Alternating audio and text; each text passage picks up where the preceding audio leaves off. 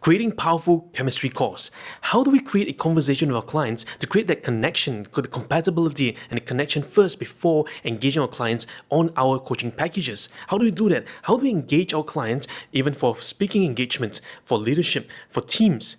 What do we do first?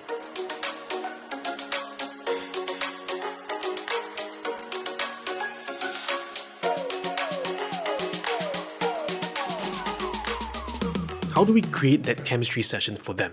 Well, in this video today, we're going to explore just that. And if you're new to our channel, do remember to hit the like button and subscribe button, because here at Coaching Changes Lives, every single week we're coming to you fresh with new video content, with new ideas and new concepts to share with you and hopefully to inspire you and to help you take forward your coaching skills and your conversational mastery. We truly believe that coaching is conversational mastery, and what we do here, we help to inspire you, help you to become a better communicator with each other. So one of the questions that's been posted to me is this: Jedi, how do we create chemistry calls with people? How do we make the chemistry calls a successful one? How do we create such a dynamism in the call that will make the call a success? How do we do that? How do we create a session that the client will not forget, so that when we begin our coaching packages, something beautiful will come out for them? Now, I do know that there are some arguments that people say that, oh, we don't need a chemistry call, just dive in to the conversation, just get the client to pay you certain money and just begin the conversation. Well, what I do recognize is this: there are pros and cons if we just dive in straight, getting the clients to pay, right? For example, you probably will not get a sense of what the client is really looking for, or what the client is like, or the learning styles of the client. Now, the truth is this: everyone is coachable, but not everyone is compatible to you as the coach, because you may have certain style, you may have certain behaviors or patterns or attitudes that you prefer than other clients. And the good news is the same thing for the clients. The client gets to choose which kind of coach they would like to work with. And this notion of compatibility is going to be a key ingredient for the acceleration and the development of the coaching journey. So choosing the right coach is going to be critical for you as a client, and choosing the right client is going to be critical for you as a coach. And that's why I believe that before any coaching engagement can happen, the first call must happen. Sometimes we call this "call me maybe," right? So what we're going to do is the first call. It's what we oftentimes call the chemistry session. Is there a chemistry between these two parties?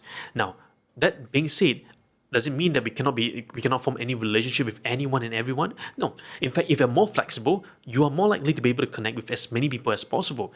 However, the truth is this: there will be some people that we enjoy talking to, that will refresh us.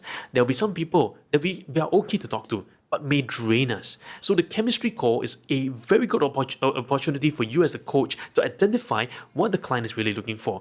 Perhaps what they're looking for may be consulting, perhaps what they're looking for may be a therapist, perhaps what they may be looking for may be a psychiatry.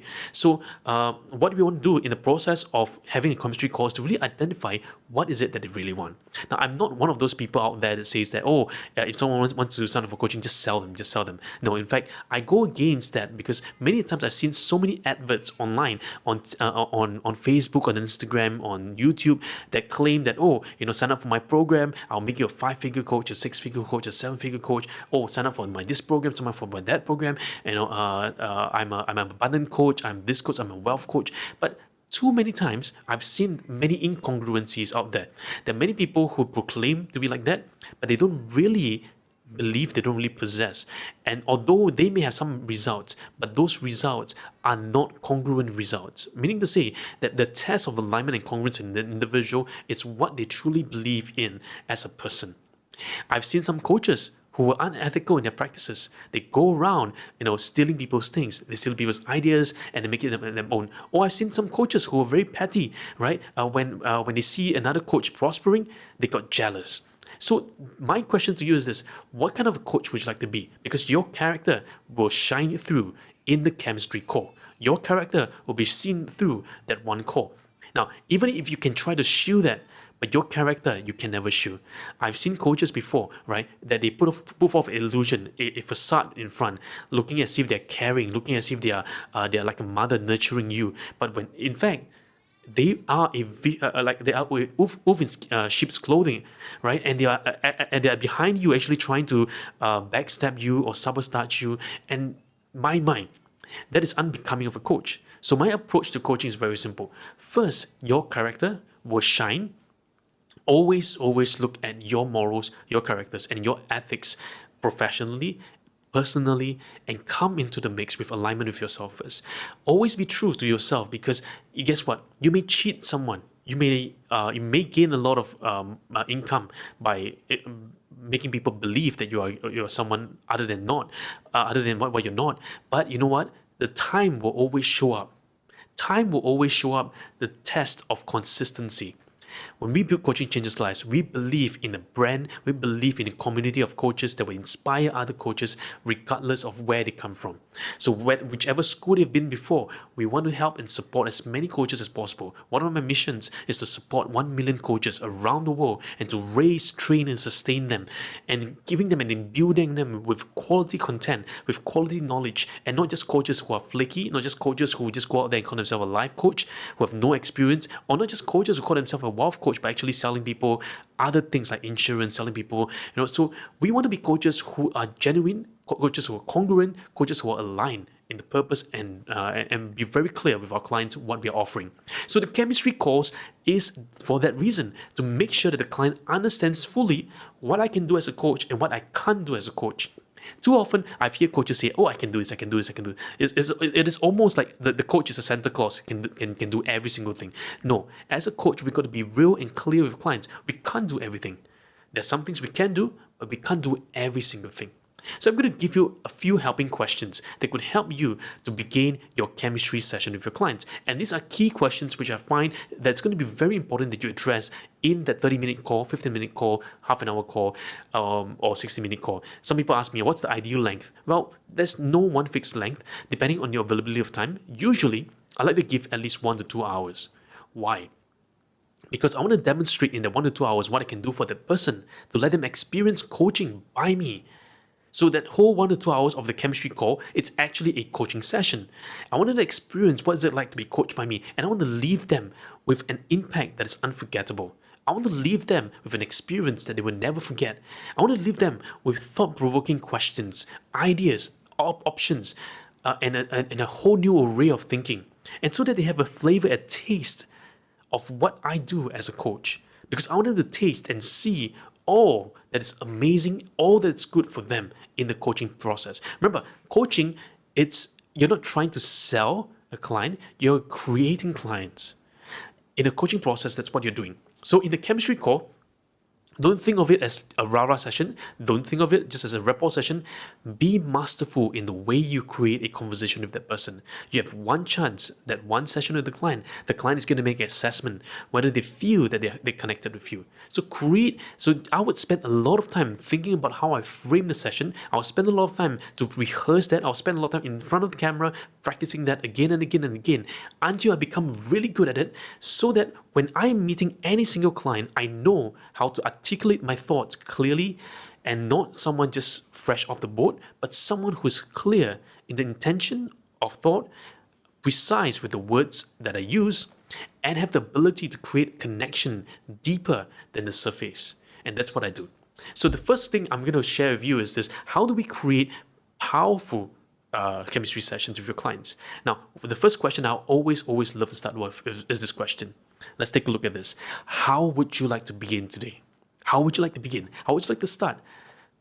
Where would you like to start exploring today? Now, why is that such a powerful question up front? Well, the reason is because I want to learn about the client. I want to learn what do they like.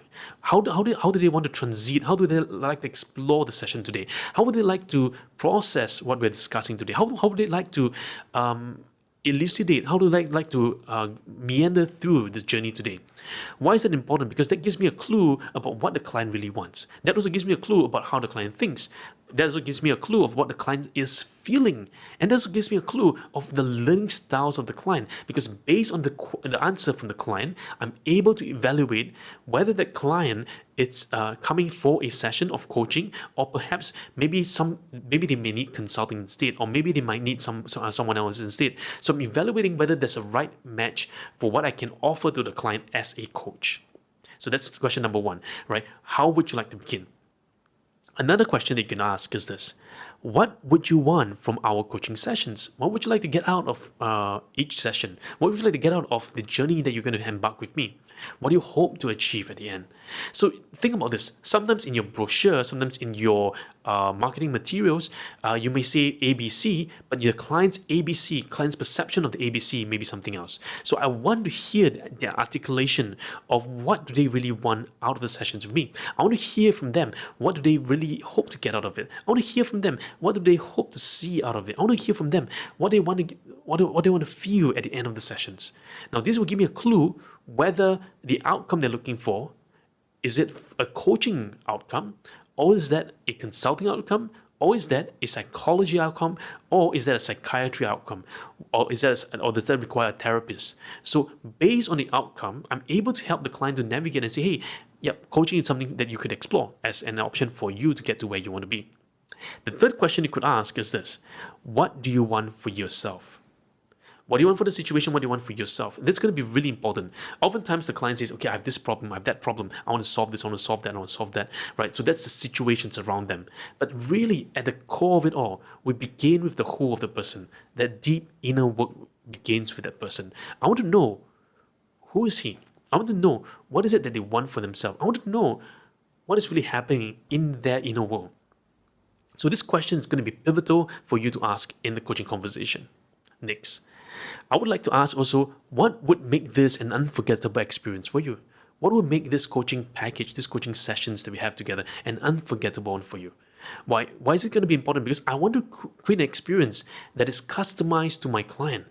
Perhaps my client may require more structure. Perhaps my client may love to explore things that are beyond the horizon. Perhaps my client would love things to do with more metaphors. Perhaps my clients love to do more expression with art. However the client loves to express that, I want to hear from the client what will make it an unforgettable experience. Because guess what? Coaching is not a subject to be, it's not something to be explained with words, but it's something to be experienced. Right? So when you tell someone what coaching is, I'm not going to tell them about the definition of what coaching is. I'm going to tell them about the information, the theories, the art and science of coaching. I will let them experience coaching. The best way to tell someone about coaching is to let them experience what coaching can do for them. Because coaching is an experience to be experienced. And that's going to be really critical for you to explore it with the client. Now, another question I would get you to ask is this: how can I help you in that journey? How can I be of assistance for you? Now, this question is going to be a great question because these questions allow the client to tell me how they would like me to be part of the journey. How do you like to see me as part of the journey? Maybe perhaps they would like to see me as a accountability partner. Maybe perhaps they like to see me as someone who they can bounce idea with. Maybe they are thinking of using me to bounce the processes or the roadblocks or the inner conflict or the negative emotions that they have within themselves. So that can be something very useful for them. Now, sometimes we may also ask the word of how would you like to commit yourself in this whole journey? How would you like to commit yourself in this whole journey? Well, why is this question going to be important? Because sometimes for coaching sessions to work well, you need to have accountability and commitment from the client, which is a buy-in from the client. Because the client can say, hey, I want to do this, I want to do that, I want to do this. But if there's no proper buy-in, no matter what you try to do, no matter how hard you put in the effort, because coaching is not me trying to do the work is done by the client. But I'm there to facilitate the process, to help the client to get clarity about what they want. And in doing so, will create the inertia for them to take the action forward in their direction. So there you have a very good overview of what must entail in a coaching conversation call for your chemistry session. Now again, are there more questions you can ask? Yeah, there are much more, and probably in the next few lessons, I'll create some more sessions for you, for some of you who are interested in it. But what I really recommend is this: in that one session, leave a client an experience that they will never forget.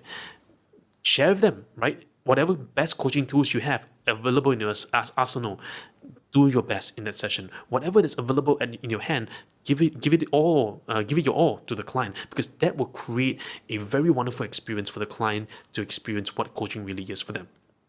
So there you have what to do in a chemistry session with your client. So if you like this video, do remember to hit the thumbs up and share this with your friends, tag someone in, and spread the word of coaching changes lives, because we are changing lives one conversation at a time. Until next time, this is Jedidiah here. I'll see you in our next video.